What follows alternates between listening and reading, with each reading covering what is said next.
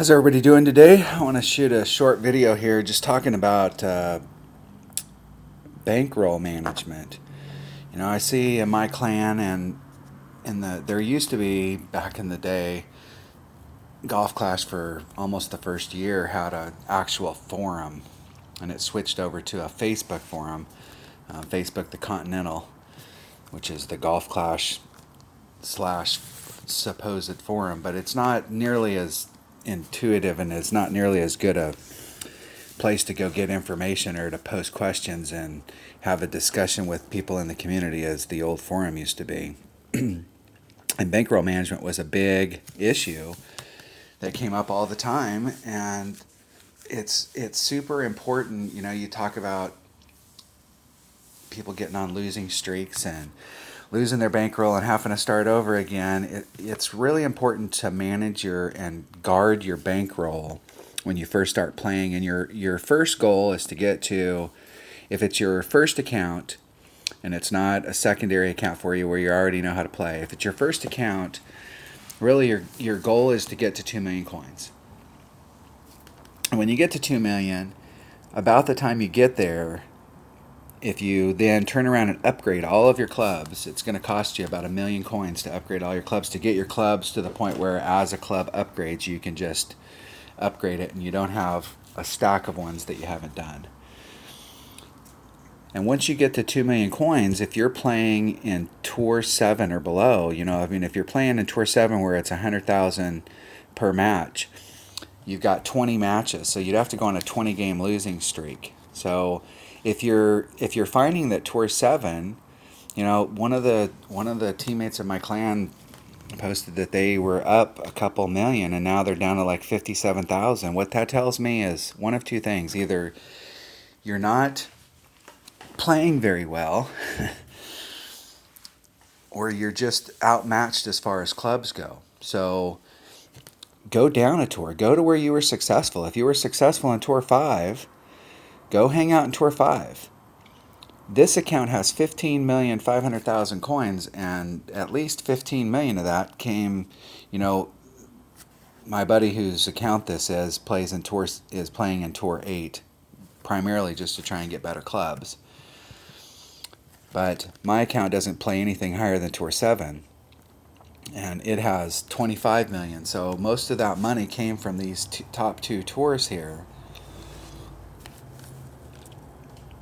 So if you're playing in Tour 6, if you finally opened up Tour 7, the problem is that people want to rush. They open up Tour 3 and they immediately want to go to it.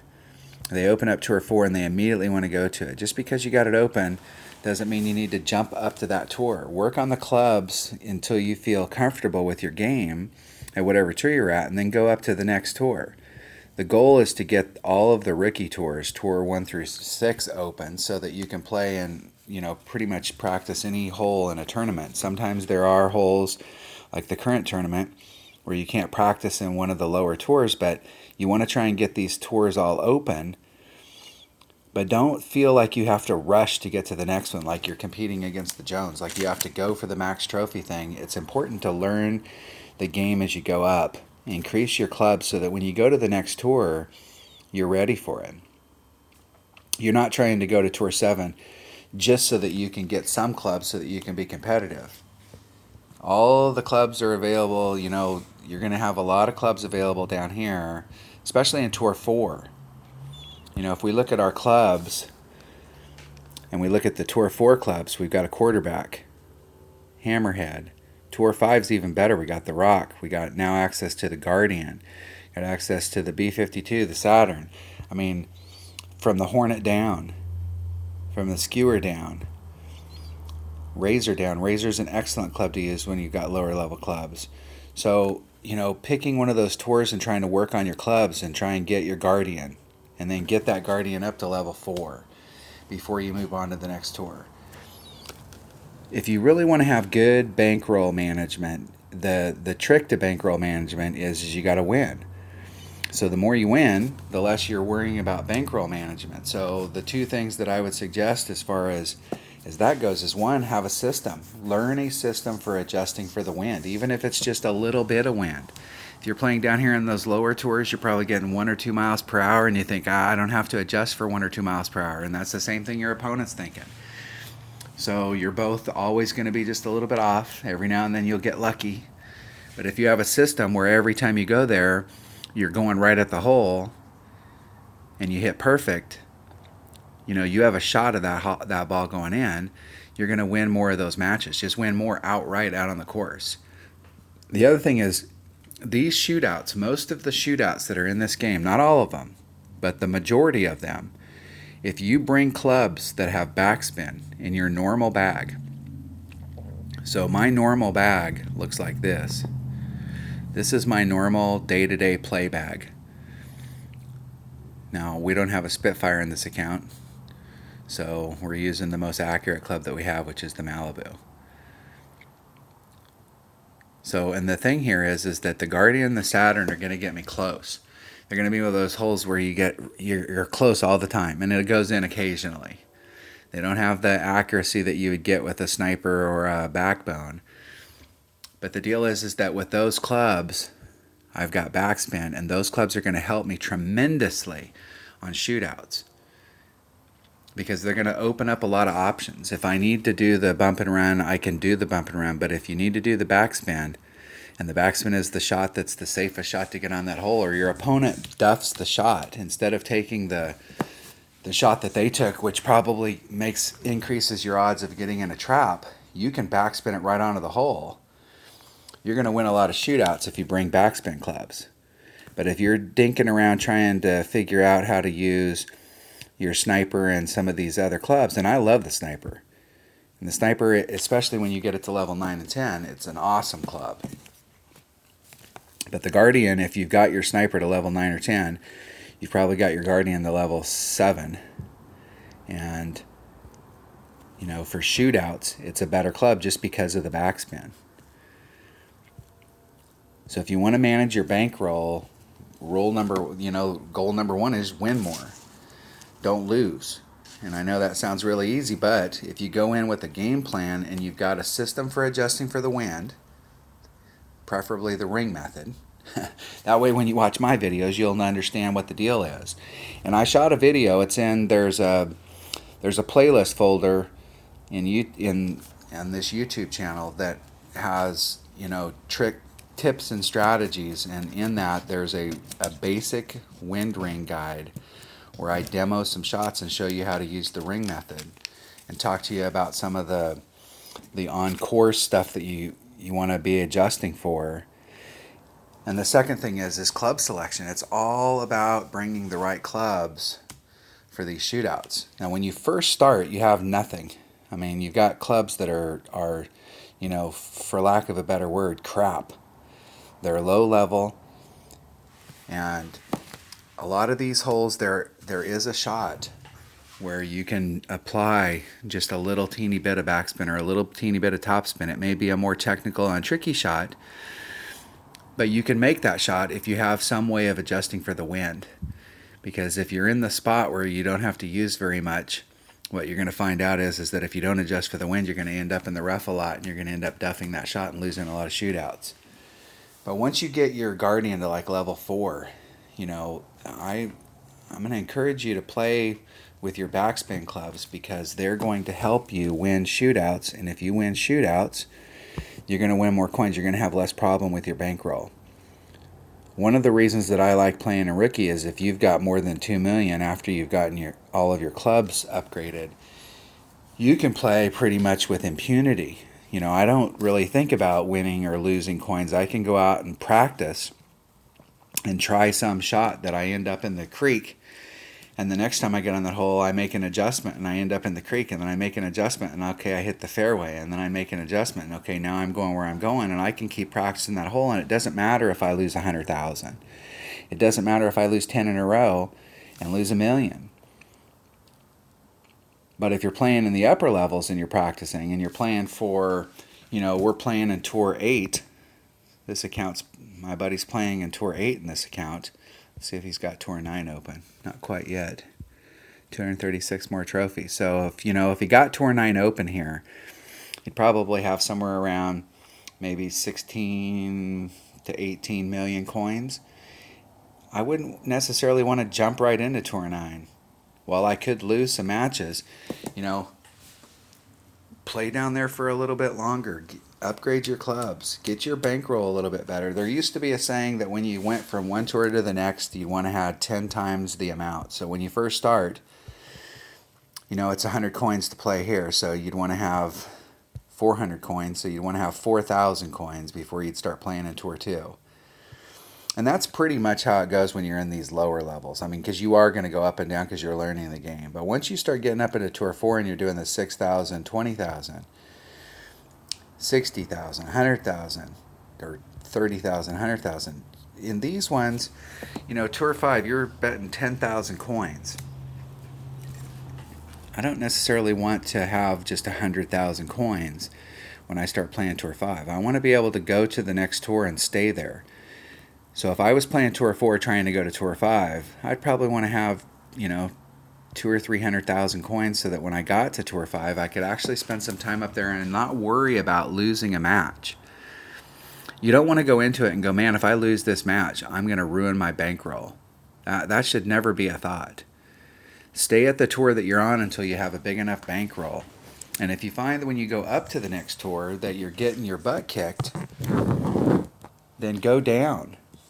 But it's always best when you go to a tour if you can go up there and play 10 games. And if it doesn't work out, you can go back down to the tour that you were playing and you can continue to play that tour until you get your bankroll built back up. But you never want to have, you don't want to play Tour 5 and end up losing so much of your bankroll that you have to go back to Tour 3 or Tour 2 just to build your bankroll up. You know, you want to set a limit for yourself. So if you were playing here at 10,000, you know, I'd want to have probably 200,000, 250,000 by the time I got to Tour 5. And that way I could just, once I started playing Tour 5, I could just keep playing Tour 5. I don't have to drop back down. I could get into a losing streak and I'd be okay. But if I got that down to like 500,000, or excuse me, maybe 100,000, I would want to drop back down to Tour 4. And so set limits for yourself. And you'll have to figure out what you're comfortable with on those limits. But we don't want to be playing Tour 5. We're jumping up to the next tour. You're going to Tour 6. It takes 30,000 coins. So 10 times 30,000 is 300,000. There's no way I would want to come to Tour 6. Tour 6 is a tough tour. There's no way I would want to come to Tour 6 with just, 300,000 coins.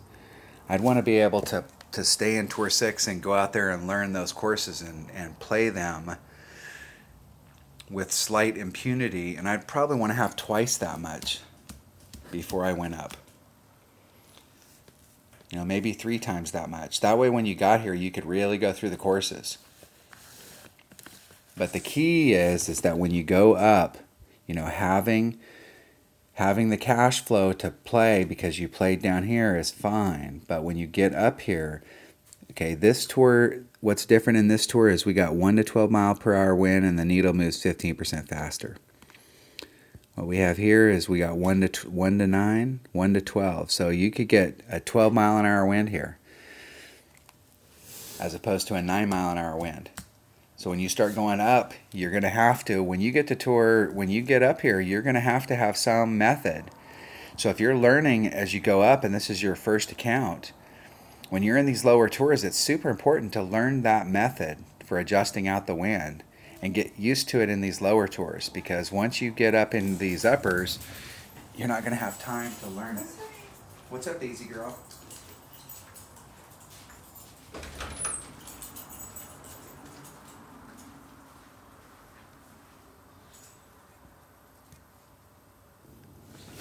All right, I had to let my dog out. So where were we? So as you go up, we got 1 to 12 mile an hour winds in Tour 6. We got 1 to 9 in Tour 5. We've got 1 to 7 in Tour 4. 1 to 5. So, when you're down here in these lower tours and you first start, you can poo-poo off the wind. But as you start going up, you're going to have to contend with that wind a lot more because the wind's going to get a lot higher. And it's going to be really important that you have a method and that you have something to account for that wind, because your opponents, when you start and you're in these lower tours, your opponents, not all of them are going to have, Now, if you got somebody that's starting a second account, they will. But if you're playing against somebody, this is their first account, they're probably not going to have a strong method for adjusting for that wind. So learning how to adjust for the wind down here is going to be very, very helpful. The other thing that's going to be really helpful is going to Golf Clash Notebook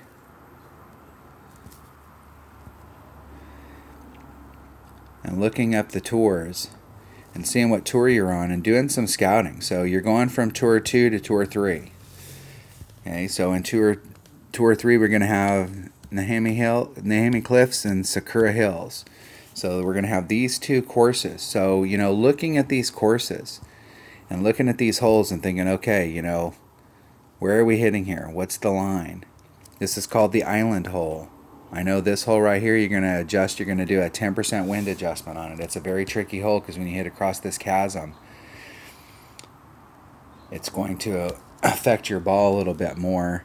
And this hole right here is super tough when you're playing it from the pro tee, especially if you get headwind. It's a super tough hole.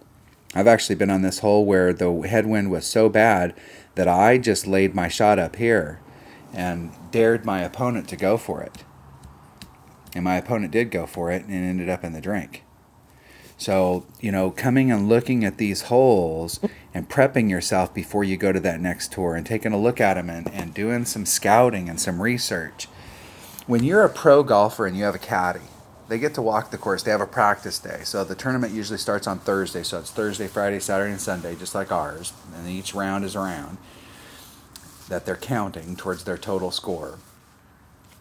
And on Wednesdays, Tuesdays and Wednesdays, they'll have practice rounds where they can go walk the course. They can go practice, they can do a semi-practice round. It's not a full round, but they're practicing their game and they're scouting the course. So the caddies are going out there and they're making notes and they're talking about distances and they're talking about roll and they're talking about all the things that we see on the course. So when they get to that hole, the caddy pulls out their notes and says, okay, hey, on this hole, we want to be at, 275 yards. We want to lay up right over in that spot. Or we want to hit the ball as far as we can. They've got a plan in place before they start playing that. They don't just go out there and go, hey, man, I've never played the Heritage before. Wow, this is a pretty big course, and try and figure that stuff out on day one of the tournament. They've already scouted before they got there. Now, we don't have caddies, but you can get the Golf Clash Notebook app, and that will kind of act as a little bit of a caddy. It'll help you do wind adjustments. If you don't know how to do wind adjustments, and you haven't figured that out, this is the place to come to. You can get this app. It'll help you if you're brand new. I don't like the numbers. And that's just because I've been playing for a long time and I know how to do the wind stuff, and I don't trust the numbers in the app because they're different than the numbers that you come up with if you do the old math. And I'm sure that the app is fine, but it's different. And there are some things about it I like and some things I don't. But if you want to have great coin management, you can't just go, hey, what do I have to do to keep or to get more coins? What you have to do to get more coins is you got to win more. And you win more by knowing more about the courses, having a way to adjust for the wind, and bringing the right clubs. And so, you really want to focus on getting because in rookie down here, we really want to focus on getting our extra mile and our quarterback. We need to have those two clubs. We need to have the big topper. There are some holes that have trick shots where the big topper's the one. And they're not necessarily trick shots. It's just that the big topper's the one for it. It'll hit farther than the extra mile, even when the extra mile is higher level. I have a big topper 4 and it'll hit higher than my big topper 8 in my other account, without any overpower. With overpower, it's probably going to hit even farther. So, being able to manage your bankroll is bigger than just managing your coins.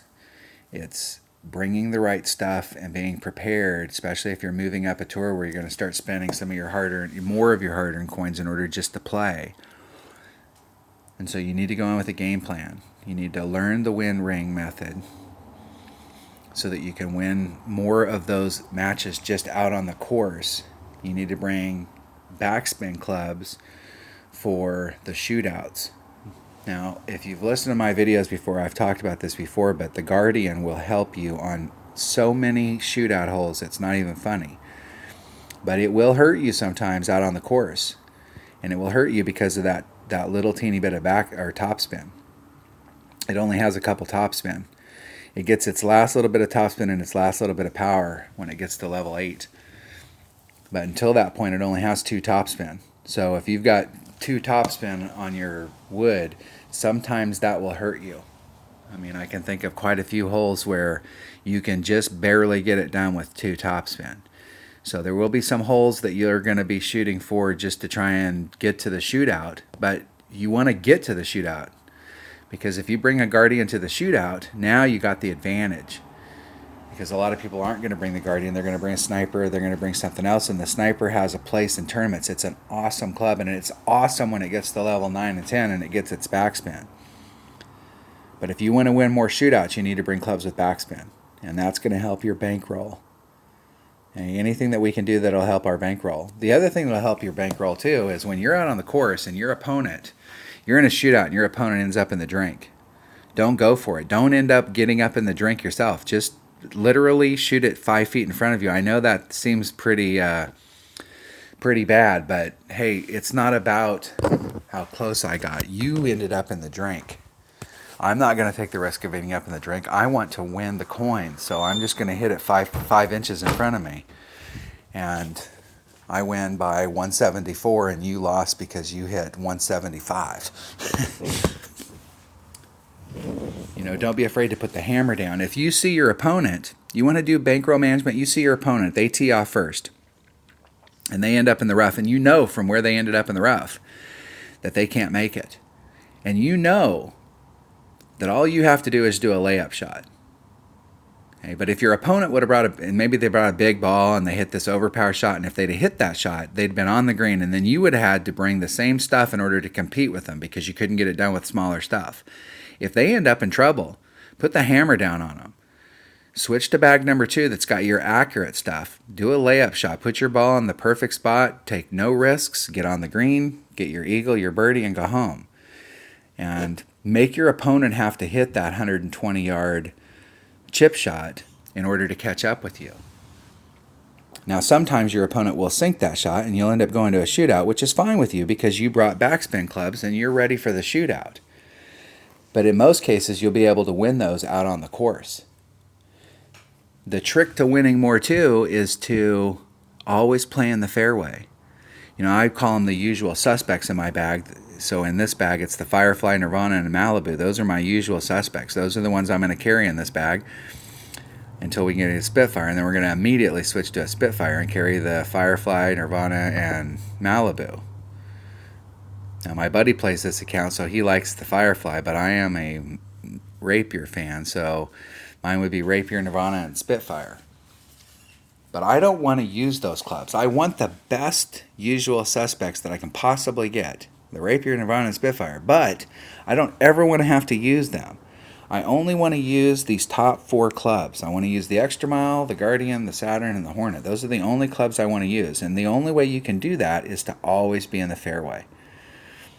So the goal is to try and always be in the fairway. If you're always in the fairway, yes, people are going to go out there and sometimes they're just going to outright beat you and outplay you. But you're going to win more often than not if you're in the fairway, because I see too many people end up in the rough. And sometimes you can recover from the rough and sometimes you can't. And I see a lot of people hit from rough to rough, sand to sand. So, and just because your opponent hit a great shot out there and they're in the middle and they're in the perfect spot and you duffed a shot, never, ever, ever forfeit. First of all, you already paid for it. So in a worst case scenario, you're going to get a couple free practice shots where you can try something. And the other thing is that you're just assuming that your opponent put it up in the perfect spot and now they're going to end up being where they want to be. I don't know how many times you see somebody make the perfect shot and then the second shot they end up in the rough or the sand. And then you were in the rough Now you hit up there and you're in the perfect spot to get, so never ever forfeit, no matter how far behind you are. And if you're way behind, do the shot. Try a hook shot, whatever it takes. At that point, it doesn't matter. But if you're just playing, get back in the fairway, put yourself. A lot of times I see people, they end up in a bad spot, so then they press the issue. They do a max overpower. They do all this stuff to try and get 5 inches more. You can't get on. So just pitch the ball to the spot that you were originally trying to hit to, and sometimes that spot might be 2 inches away because you brought the club for that shot. Get back in the fairway. And when you're new, stay in the fairway. That's one of the best things I can tell you about bankroll management, is to stay in the fairway. You're going to win more matches when you stay in the fairway than when you're hitting in the rough. So it doesn't do you any good to bring out a big ball and overpower and do all this stuff if every time you hit that shot you're in the rough. If you don't have the next club, you can't make it from there, you didn't bring in a big enough ball, whatever the case may be, don't hit that shot. The definition of insanity is doing the same thing over and over and over again, expecting a different result. So if you're on some of these holes and you're like, every time I try this, I end up in the rough, then quit trying that shot. Do something different. There are some of the par fours that, if you're in the rough, you still have the same shot you had if you weren't in the rough. It's just that the needle's going faster. But it's always better to be in the fairway and be on the fringe or on the putting surface than it is to be in the rough or the sand. So if you want good bankroll management, you want to play better, and you do that by having a method to deal with wind, better clubs. And you get better clubs by winning more. So if you start winning more because you're playing more, I'm not going to say safe, but you're playing more in regulation. So in real golf, it would be called getting on in regulation. You're on a par 4 and you got on in 2. That's getting on in regulation. Then you're putting for birdie. The eagle's the exception. Unlike this game where the eagle in some cases is the rule. In real golf, it's hard to get an eagle. Very hard. All right, that was a little bit of stuff on bankroll management. Hopefully that helped. I mean, it's. I understand when you have very little coins that it's hard, but the deal is that don't feel like you have to rush up to the next one and lose your bankroll to the point where you got to drop back down to tour 2. You never want to lose more than what you can drop back down to the tour that you just left. So if you're going to tour 4, always make sure you have, 20 or 30 times what it would take to play in tour 3. So if you do get on a losing streak, you can just stop and go back down to tour 3 and just play. If that's where you were successful, you obviously got your bankroll up, just go back a tour and stay there for a while. Stay there for a while and work on your clubs. Get back your winning habits. Don't go from having 2 million coins to having 56,000 because you just knew that one more time on tour 7 and I'm going to win one. You start getting into that kind of losing streak, drop back down to tour 6. That's what it's there for. All right. Thanks for watching. I appreciate it.